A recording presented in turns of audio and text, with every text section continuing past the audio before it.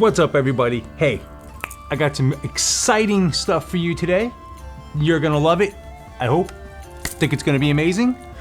But first things first, I'll be right back.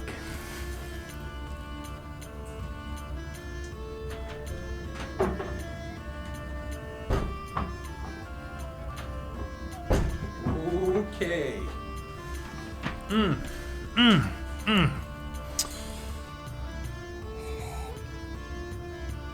Alright, just getting in the mood, people. Yes, we got some good stuff. Okay, so, what's up, everybody? Blessed be and welcome back. My name is Mannun, and you're watching Witch in the Working, where we will be discussing all things witchy in, around, throughout, and about, above, below, and beyond. So, here we are at the end of spring, flowing into the summer months. What do I love about this time of year? The activity and bustle of nature that surrounds us, the birds, the many mammals, and nature itself doing the dance of life that we as witches embrace and love.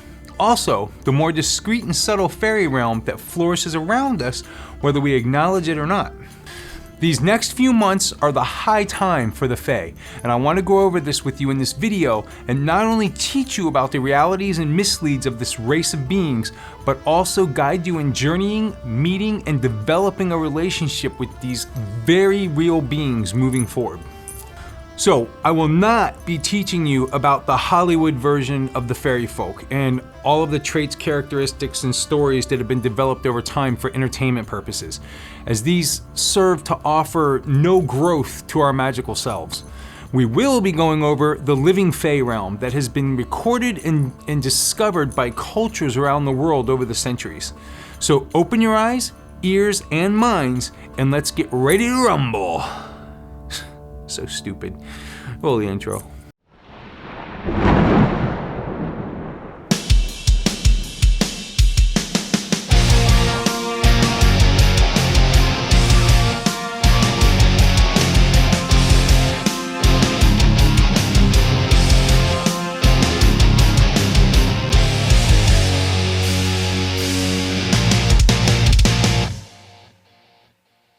Okay, welcome back, everybody. So let's talk first about realms of existence and vibrational levels. We live on the physical plane of existence. This plane vibrates at a specific speed that in fact creates solids, liquids, and gases that we currently dwell. We too are vibrating at this level, so because of this, we can interact with our surroundings and coexist with others on this earth. There are other planes or realms of existence that coexist with our own, not above or below, but parallel to ours. They are at a different vibrational level, however. Their vibration is at a different frequency than our own, so they exist alongside of us but out of reach because of these differences in vibratory frequencies. There are infinite realms that exist in this manner, and at times these vibrations that are relatively close in frequency can cross over and reveal glimpses into each other's worlds, revealing mysteries rarely explored. The Faery Realm as we know it today coexists with our earthly existence, relatively quite close in frequencies. In fact, closer than most any of the other realms that have been discovered through the centuries. It's said that the Faery can and do actually have the capability to meld in and out of our realm at will, something few of us humans are capable of nowadays. In the past, humans were not as distracted as we are today by technology, cell phones, automobiles, TV, radios, etc., etc. On top of that, over the years, we as humans have been conditioned to ignore, excuse, and dismiss anything that is for the most part supernatural or out of the norm. We've literally trained ourselves to not notice and disconnect from our once magical senses we inherently and naturally possess. Think about this. When a child sees an imaginary friend, which happens all the time, do you think that being is really in the child's mind, where the child interacts with this being for hours at a time, intimately knowing its every texture, curve, and details? No. This being is in fact not in the child's mind, but in an alternate vibratory frequency that the child is able to tune into that we as conditioned minds cannot. The child is still pure of mind and has not as of yet received this conditioning telling him or her, stop that, or your friend isn't real and you're embarrassing mommy and daddy.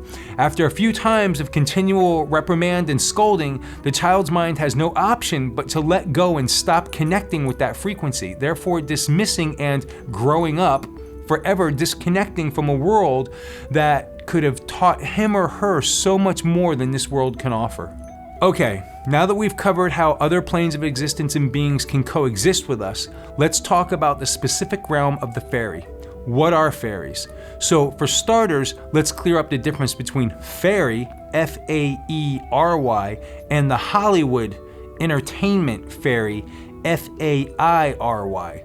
Throughout history, fairy have been belittled to tiny creatures, but they're everything but this. In fact, some are quite large. Some are small, cute, some are large and scary. Some have wings, gills, scales, fur, skin, big eyes, small eyes, etc., etc. The diversity of looks, attitudes, behaviors, sizes, shapes, and characteristics with the fairy beings are in fact just as diverse, in fact much more so as humans and other living beings that grace this wonderful plane we call Earth. Fairies are living beings that are one step, one subtle vibration away from our own physical plane of existence. Out of the wide range of magical, mythical, and mystical beasts demonstrated throughout history from various cultures, they are the closest to humankind. Because of this change into their energy and world is subtle, but at times can be very sudden and powerful too. Throughout history and in multiple stories through time, the relationship between the fairy and humans has been demonstrated countless times in folklore and tradition. In comparison with writings about these beings in folklore amongst the different cultures, we've come to in fact discover that these beings are real and not just make-believe accounts, as throughout the cultures and societies, the similarities are too consistent and not just a coincidence. Another fact we've discovered is that the accounts that have been expressed throughout history describing these fairy folk are very different from the descriptions we see of the fairy that are common today for entertainment value. This being said, the little winged creatures wearing gossamer dresses or little green tights, Tinkerbells, are interestingly enough very rare beings and mostly a modernized recreation of them. In fact, the majority of the fairy beings that most come in contact with are of a normal size or much larger than humans, are fairies' ancestors. Throughout history and recorded accounts of fairy encounters, there seems to be a close correlation between the fairy beings' ancestors and the dead and dying. Others have observed that some of the magic and religion of ancient times have been preserved in fairy lore and customs to the present day. This viewpoint often suggests that fairies are the remnant of beliefs in nature spirits from ancient times. The New Age enthusiasm for fairies as nature spirits is not therefore new at all.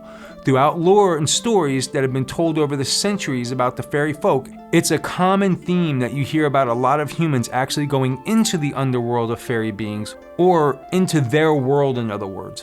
One of the most famous of these peoples is Thomas Reimer, who's said to be the leading ambassador or a mediator between humans and fairies.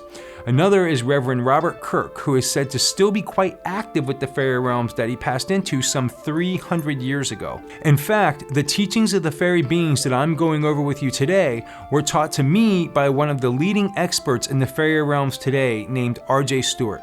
He's written many books on the fairy realms, and in fact, I've had the extreme pleasure of working with him personally multiple times, journeying into the fairy realms, meeting a companion, and retaining an active relationship with this being still to this day.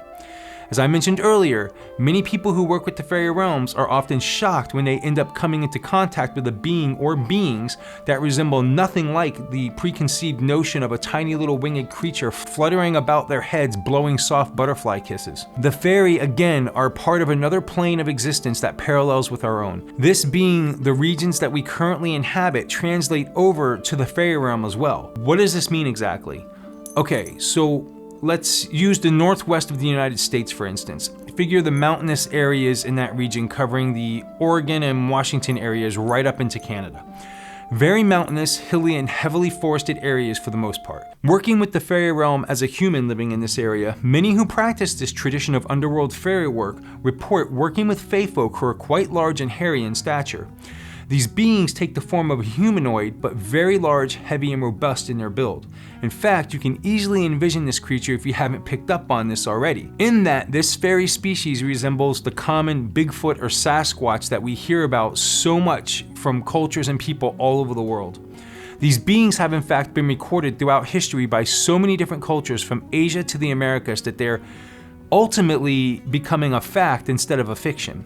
They remain incredibly elusive and almost non-existent when being hunted or tracked by the teams of Sasquatch research scientists that are within the world today.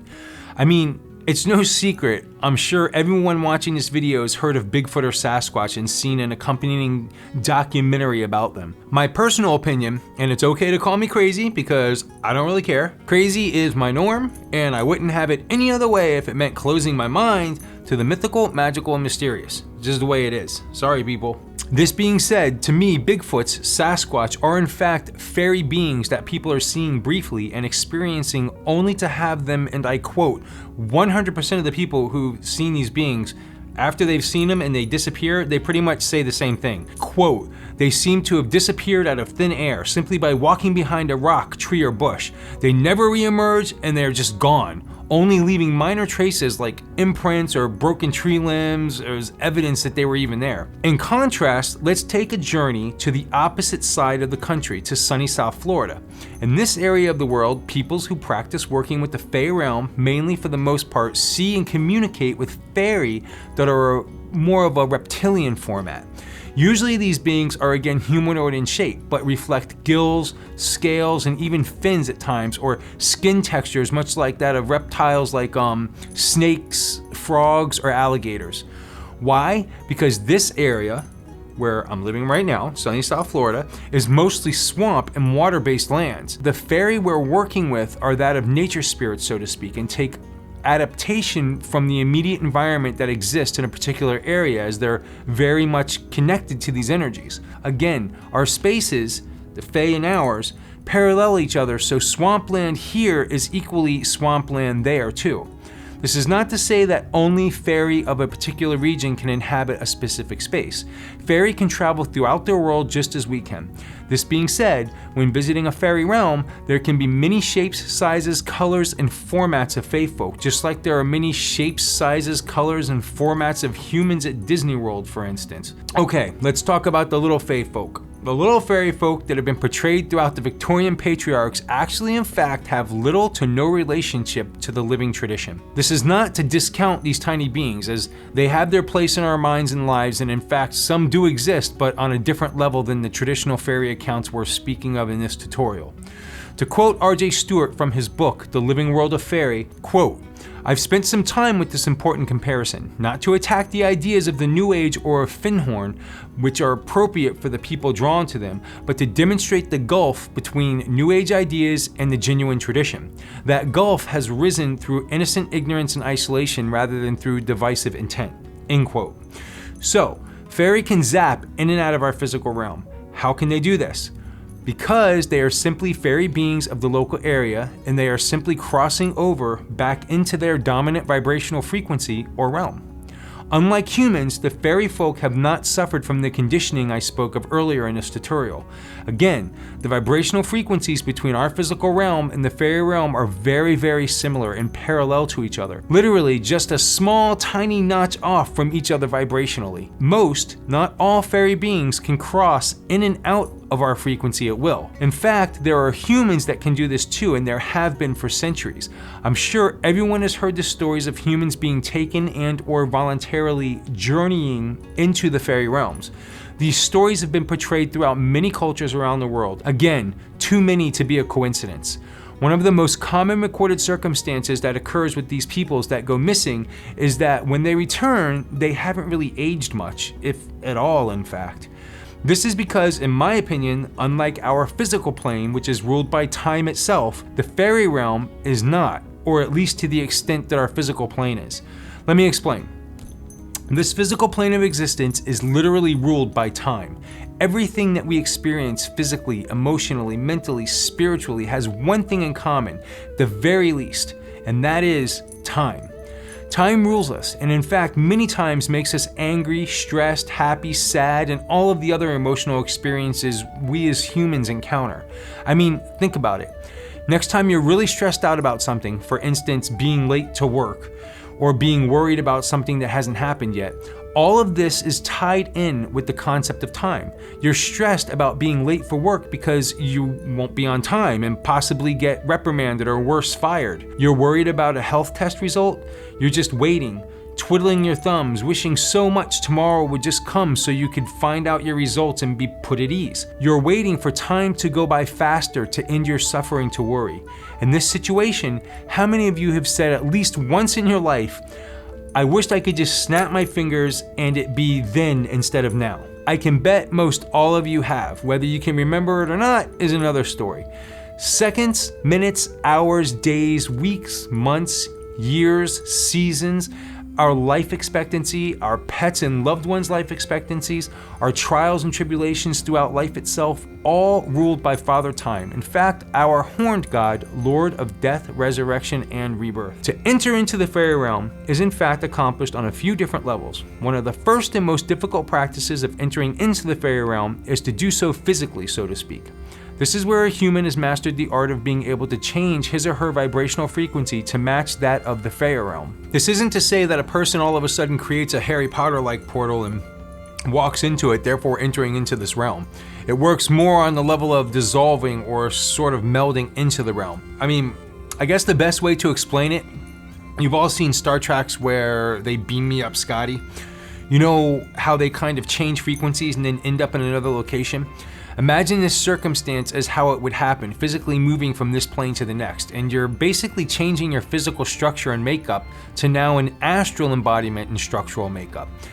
This now removes, for the most part, the physical constraints of time on your physical body, because in fact, you're no longer 100% physical as we know it on this plane, which is approximately 60% water and 40% matter. To many, this sounds outlandish and completely impossible, but in fact, leaps and bounds in the scientific field of quantum physics states otherwise. Watch the video, What the Bleep Do We Know, and get back to me if you're a non-believer or want more information about this. This is how the fairies zap in and out of the physical realm, only they do it in reverse. So you can imagine how freeing and unbound it must feel to inhabit the Faery Realm on this level, as most of the constraints that we feel by time and force doesn't really exist there. In their realm, things move at the speed of thought, not the speed of our cars and legs. So vice versa, you can imagine how they feel when they traverse into our physical plane.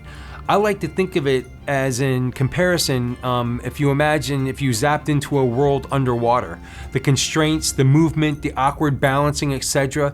It's a little challenging at first, but they seem to adapt after a while. But that being said, very, very different from their realm to ours. In fact, there's also many written accounts of humans not wanting to come back, but being forced to, because it's said that once in the Faery Realm, and however means of measuring they use, maybe still time, but on a different level, you can't come back. Another method of journeying into the Faery Realm is through what we witches call pathworking. This is basically guided meditation, but on a level of interaction and not just listening and building with your own mind. Because our existences are so closely tied together, and again, the vibrational frequencies are so close, it's very easy and quite common for the interactions during these workings or journeys into the fairy world to produce exciting and phenomenal results. This method of journeying is much safer and much more efficient than actually reshaping your molecular structure to accommodate their realm. I'd like to introduce to you a practice that was taught to me by R.J. Stewart to journey into the fairy realm via a pathworking and meet a fairy ally or fairy companion to work with going forward. This is not a practice to be taken lightly, as at the completion of this journey, you will in fact most likely have chosen or be chosen by a fairy companion. Let me clear up a Christianized misleading belief that was developed amongst humans and fairies meeting and dealing with each other. It is absolutely fine to accept gifts from fairies. In fact, to not accept a gift would be the same as not accepting a gift by another human here on this plane. It would be downright disrespectful. Also, it's okay to leave food and drink for the fairy folk. It's just not okay to eat food or drink in Faery Realm. It's said that if you eat food or drink in the Fairy Realm, you can get lost in the mist. In the past, Milk and bread have been the most popular throughout history to give to the Fae. It was the Christian church whom actually created the rumors of the negativities that could progress from these practices in order to attempt to disconnect the fairy realm from the physical realm. This was done by the church because fairies are a distraction and a contradiction from religious teachings, and therefore must not be allowed. So as I was explaining, this is not a working or a journey to be taken lightly. The fairy underworld journey that we're going to be taking will involve us going into a great fairy hall and in fact meeting the king and queen of the Fae. Also, before leaving, if all goes well, we will be coupled with a fairy companion to come back with us and help guide you to connecting to the fairy realm moving forward. So, when we've completed this path working, which is linked down below for you to listen to after this video, it will be your responsibility to communicate and interact with your new friend moving forward. Leave him or her gifts or milk and bread. Be conscious that he or she is walking with you from time to time. Try and create a bond between the two of you that will in essence give you a specific sign that he or she is within your presence. It will only be a short amount of time, and I guarantee with a consistent practice of attention and sharing, you will begin to actually feel your fairy companion with you on this physical plane when he or she decides to pop in and visit. When you do feel this, acknowledge your companion and ally. You can do this by simply thinking, "Hi, I feel you're here and I acknowledge you." A lot of communication in the beginning will be in dream state, as this is a time when your mind is quieted enough to receive energies and messages easier and without contamination by the ego self. Also, with time, you and your companion will build a confident relationship that in turn is beneficial for you visiting the fairy realm again later on. It'll be easier to get there as your relationship with your companion builds. You never know. Maybe even you can become one of the few through history that can bounce back and forth at will. So at the very end of this video, you'll see another small video that'll appear to the left that you can click on that will take you to the path working for you to listen to and experience your journey to begin walking with a fairy companion. I'll also include the link below in the description. Also, I'll include the name of the book by R.J. Stewart, The Living World of Faery, in the description below. Excellent book to accompany this video. Get it if you're interested in the fairy realm. It's 100% worth it, I promise that. So, get yourself in a nice comfortable position, whatever you choose when you go to do a meditation or whatnot. Maybe turn out the lights and light a candle for ambience. Click on the Fairy Companion Journey video. Close your eyes and get ready to meet your new fairy friend. Alright, so with that, we've come to the end of the road here and I'm gonna say goodbye. Come back over after you've completed your fairy companion journey and list down in the comments below your experience. Also, don't be afraid to come back a month or two from now and let us all know how it's going down the road after you've had a chance to work with your companion for a bit. Hit that subscribe button below and ring that bell so you can be notified of the next exciting future videos to come. And give me a thumbs up or a thumbs down and good luck with your fairy companion journey. Do it. Go right now. Click on the journey companion video. I promise you, you're gonna love it. That being said, see you guys later.